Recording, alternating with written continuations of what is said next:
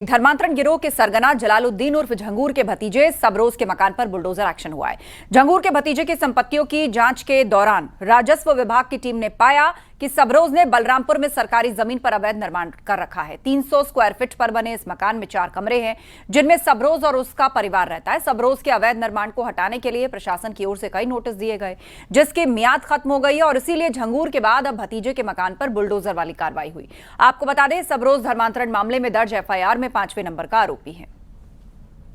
सुनवाई करने के बाद नोटिस चस्पा की गई थी, उनको पूरा मौका दिया गया था वो अपने से निर्माण को कर ले, लेकिन उसके बावजूद भी उन लोगों के द्वारा निर्माण नहीं हटाया गया। तो आज सरकारी व्यय पे इस निर्माण को हटाया गया है, इसको ध्वस्त किया गया। जो भी सरकारी व्यय इसमें आया होगा वो उनसे वसूल किया गया। उत्तराखंड की तर्ज पर यूपी में भी ऑपरेशन कालनेमी चलाने की तैयारी हो रही है। प्रदेश में भगवा चोले धार्मिक पहचान की आड़ में लोगों को ठगी का शिकार बनाने वाले और उनकी आस्था के साथ खिलवाड़ करने वालों की तेजी से पहचान की जाएगी। स्थानीय लोगों ने ऑपरेशन कालनेमी को सराहा है। यह है, ये कपड़े पहन लेते हैं, एक हाथ में लोटा ले लेते हैं। इनकी हिंदू है या मुसलमान है या सिख है या ईसाई है, इनका रूप जनता के बीच में आना चाहिए। ये कमरियों के बीच में जाकर बवाल करते हैं। ये बने होते हैं साधु। पब्लिक की निगाह में केवल मैसेज ये जाता है कि ये साधु हैं, ये गुम्मा चलाते हैं। उसका खामियाजा पूरे प्रदेश को भोगना पड़ता है।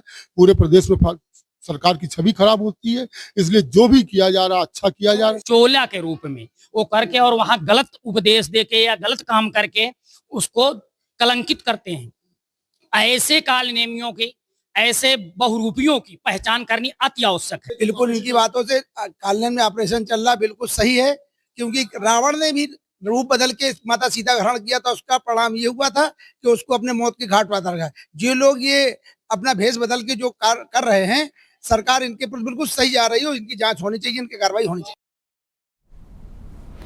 नोएडा इंटरनेशनल एयरपोर्ट को गंगा एक्सप्रेसवे से जोड़ने का काम शुरू हो गया है। यूपी एक्सप्रेसवे औद्योगिक विकास प्राधिकरण ने करीब 75 किलोमीटर के ग्रीनफील्ड लिंक एक्सप्रेसवे के निर्माण के लिए जमीन की मार्किंग शुरू कर दी है। यह एक्सप्रेसवे गौतम बुद्ध नगर और बुलंदशहर के 56 गांवों की भूमि पर बनेगा। गंगा एक्सप्रेसवे और यमुना एक्सप्रेसवे को जोड़ने के लिए लिंक एक्सप्रेसवे बनाया जा रहा है। 120 मीटर चौड़ा एक्सप्रेसवे 43.3 किलोमीटर बुलंदशहर के स्याना से शुरू होगा और यमुना एक्सप्रेसवे के 24.8 किलोमीटर फिल्म सिटी से जुड़ेगा। पहले इसकी लंबाई 83 किलोमीटर थी, लेकिन अब इसे सेक्टर 21 से जोड़ने की योजना बनाई जा रही है, जहां फिल्म सिटी के निर्माण का काम चल रहा है। गंगा एक्सप्रेसवे और यमुना एक्सप्रेसवे जोड़ने से Noida international airport, Delhi Mumbai expressway और आगरा एक्सप्रेसवे से ग्रेटर नोएडा जाना आसान हो जाएगा। इस एक्सप्रेसवे के जरिए मेरठ से प्रयागराज की सीधी कनेक्टिविटी होगी। नोएडा इंटरनेशनल एयरपोर्ट को अब गंगा एक्सप्रेसवे से भी जोड़ा जाएगा और इसकी कवायद तेज कर दी गई है। आपको बता दें, यूपीडा ने मार्किंग शुरू कर दी है। करीब 830 पिलर की मार्किंग शुरू कर दी गई है, जिसके बाद जमीन अधिग्रहण किया जाएगा। और इस वक्त हम यमुना एक्सप्रेसवे पर मौजूद हैं। आपको सीधी तस्वीरें दिखाते हैं। यही यमुना एक्सप्रेसवे से अब गंगा एक्सप्रेसवे को जोड़ा जाएगा, जिसके लिए लिंक एक्सप्रेसवे बनाया जा रहा है। ये 74 किलोमीटर लंबा होगा। साथ ही आपको बता दें, बुलंदशहर और गौतम बुद्ध नगर के करीब 56 गांव हैं, जिनकी भूमि इसमें अधिग्रहण किया जाएगा और 120 मीटर चौड़ा ये एक्सप्रेसवे होगा। मार्किंग करने के बाद यहां पर अधिग्रहण की प्रक्रिया भी शुरू की जाएगी। 100 मीटर दूर के अलाइनमेंट के तहत इसकी मार्किंग की जाएगी। साथ ही आपको बता दें, चूंकि मेरठ से प्रयागराज तक गंगा एक्सप्रेसवे बनना है, यमुना एक्सप्रेसवे को जोड़ा जाएगा और लिंक एक्सप्रेसवे के जरिए यमुना एक्सप्रेसवे का औद्योगिक क्षेत्र भी जो नोएडा इंटरनेशनल एयरपोर्ट है उसके कार्गो से बेहतर कनेक्टिविटी मिलेगी। सहारनपुर में भीषण सड़क हादसे में 2 लोगों की मौत हो गई। तेज रफ्तार वैन ने खाद से लदी ट्रैक्टर ट्रॉली को टक्कर मार दी और जिससे यह दर्दनाक हादसा हो गया। हादसे में 5 लोग गंभीर रूप से घायल बताए जा रहे हैं। वैन में सवार सभी लोग हरियाणा के रहने वाले बताए जा रहे हैं। पूरी घटना थाना नकुड़ क्षेत्र की बताई जा रही है। खेड़ावगान के पास एक मारुति इको वैन रोड किनारे खड़े खराब ट्रैक्टर से टकरा गई है। उक्त ट्रैक्टर में खाद लदी हुई थी। इस सूचना पर तत्काल पुलिस बल मौके पर पहुंचा। ये पाया कि मारुति इको वैन में 8 लोग सवार थे। ये सभी करनाल हरियाणा के रहने वाले हैं। इनमें से 3 लोग गंभीर रूप से घायल हो गए एवं बाकी 5 के भी चोटें थीं। तत्काल सभी घायलों को सीएससी पहुंचाया गया है। मौके पर कानून व्यवस्था की स्थिति सामान्य है। हमीरपुर में घर के बाहर साथियों के साथ खेल रहे एक बच्चे को गधों के झुंड ने रौंद डाला, जिससे वो गंभीर रूप से घायल हो गया। परिजन उसे इलाज के लिए अस्पताल लेकर गए, जहां इलाज के दौरान उस बच्चे की मौत हो गई। इसके बाद परिजनों ने सड़क को जाम करके हंगामा किया और गधों के मालिक पर कार्रवाई की मांग की। पूरा मामला सदर कोतवाली के कजियाना मोहल्ले का है। छुट्टा गधे थे, उनके द्वारा मार दिया गया था। वो लड़का घायल हो गया था, अस्पताल में इलाज चल रहा था, उसकी डेथ हो गई। उनका कहना था कि हमें मुआवजा तुरंत मिलना चाहिए। शासन की पॉलिसी के तहत जो भी मुआवजा दे होगा वो इनको दिलवाया जाएगा, ये कह करके उनको बताएगा। उन्होंने झांसी में लगातार भारी बारिश के चलते जगह जगह जल भराव से लोग परेशान हैं। लोगों के घर, दुकानें, प्रतिष्ठानों और अस्पतालों में बारिश का पानी घुस आया है। लोगों को भारी परेशानी का सामना करना पड़ रहा है।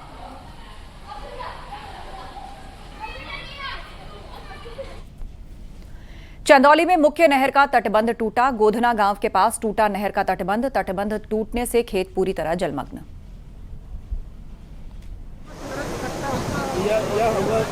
तो चंदौली में मुख्य नहर का तटबंध टूट गया, जिसकी वजह से लोग परेशानी में आ गए।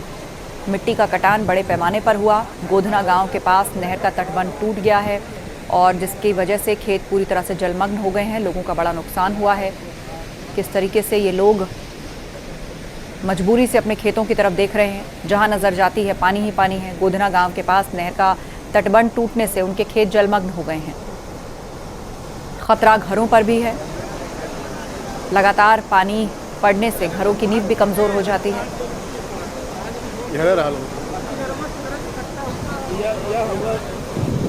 चंदौली के मुगल सराय में उस वक्त बड़ा हादसा हो गया जब एक नारायणपुर की बड़ी नहर का तटबंध टूटा है। गोधना नई बस्ती गांव के पास ये तटबंध टूटा है और आपको हम तस्वीरें दिखाते हैं कि हजारों क्यूसेक पानी इस समय रिहायशी इलाकों में इस टूटे तटबंध से पहुंच चुका है। लोगों की माने तो करीब 250 से 300 एकड़ का जो खेत है वो पूरी तरह पानी में डूब गया है और आंशिक रूप से रिहायशी इलाके भी इस पानी की चपेट में आ गए हैं। ये आपको बता दें, ये जो नहर है ये नारायणपुर पंप कैनाल से आती है, बड़ी नहर है। चंदौली के मुगल सराय से नितिन गोस्वामी, न्यूज़ 18। एटा में मूसलाधार बारिश और आंधी से हादसा हो गया, जहां एक पेड़ बाइक पर गिर गया और हादसे में 3 लोग घायल हो गए। इसमें एक शख्स की इलाज के दौरान मौत भी हो गई। हादसे की सूचना पर पुलिस मौके पर पहुंची और घायलों को अस्पताल में भर्ती करवाया।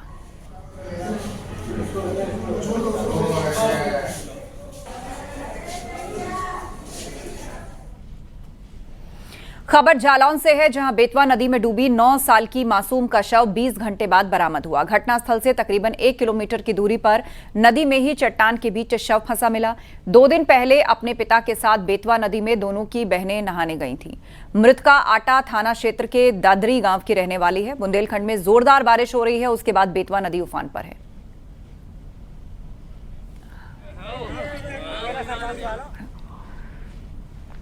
कुशीनगर में पुलिस ने 2 होटल्स में रेड का सेक्स रैकेट का भंडाफोड़ किया। रेड पड़ते ही होटल के कमरों में मौजूद लड़के और लड़कियां उसी अवस्था में भागने लगे। पुलिस ने 10 लड़कियों और 6 लड़कों को पकड़ा है। कसिया थाने के देवरिया रोड पर मौजूदा पर्ल होटल और उत्सव मैरिज लॉन होटल में लंबे वक्त से ये जिस्म फरोशी का खेल चल रहा था, जिसकी सूचना पुलिस को मिल रही थी और पुलिस ने अब दोनों होटल को सील कर दिया है।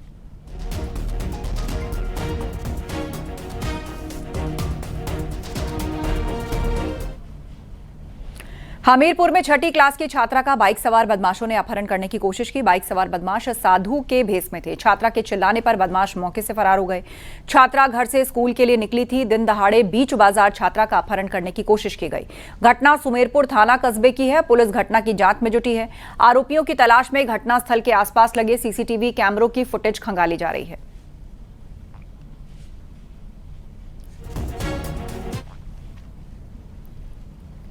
अलीगढ़ के एक होटल में 2 नाबालिग लड़कियों को पुलिस ने सकुशल बरामद किया है। मौके पर होटल स्टाफ को हिरासत में लेकर पूछताछ हो रही है। दोनों लड़कियों को मेडिकल टेस्ट के लिए अस्पताल भेजा गया। फिलहाल पुलिस पूरे मामले की जांच पड़ताल में जुटी है।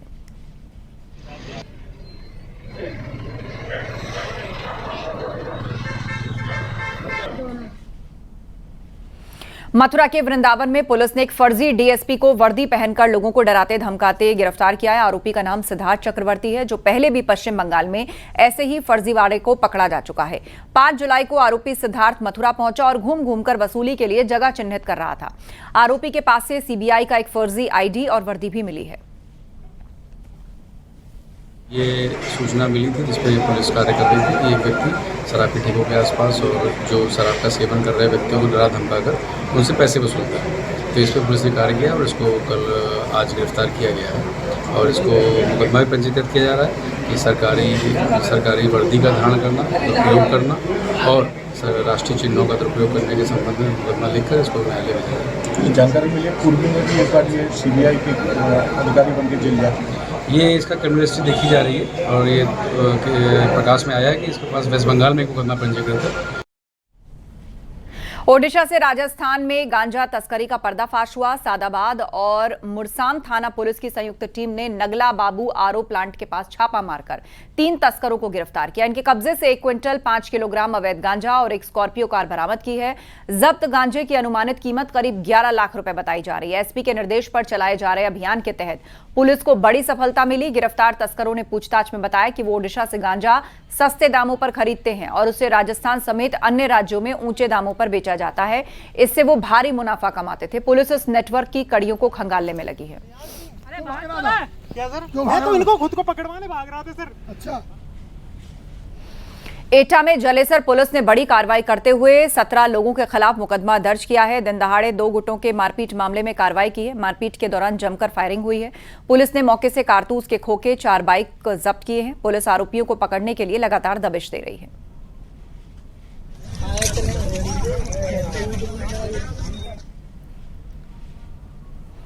मथुरा के बोरफा गांव में फूड पॉइजनिंग का मामला सामने आया, जहां गांव में किसी समारोह के दौरान गोलगप्पे खाने से करीब 25 लोग बीमार हो गए। इसमें बच्चे भी शामिल हैं। फूड पॉइजनिंग से 10 लोगों की हालत गंभीर है। सभी को इलाज के लिए अस्पताल भर्ती कराया गया है। फिलहाल ज्यादातर लोगों की हालत में सुधार बताया जा रहा है। गांव में हेल्थ कैंप लगाया गया है और ग्रामीणों को सतर्कता बरतने के निर्देश दिए गए हैं।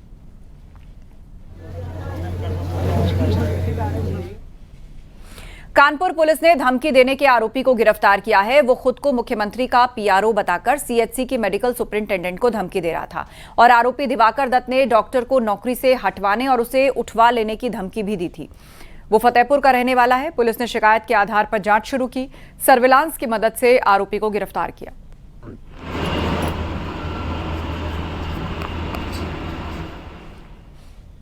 हाथरस में कोर्ट ने रेप के एक मामले में मुख्य आरोपी को 20 साल की कैद की सजा सुनाई। कोर्ट ने उसके ऊपर 19,000 रुपए का जुर्माना लगाया। इस मामले में 2 अन्य आरोपियों को 1-1 साल की जेल और 1,000 रुपए जुर्माना लगाया गया। दिसंबर 2022 की वारदात है। उसके ऊपर नाबालिग लड़की को बेहोश करके घर से अगवा कर रेप करने का भी आरोप है।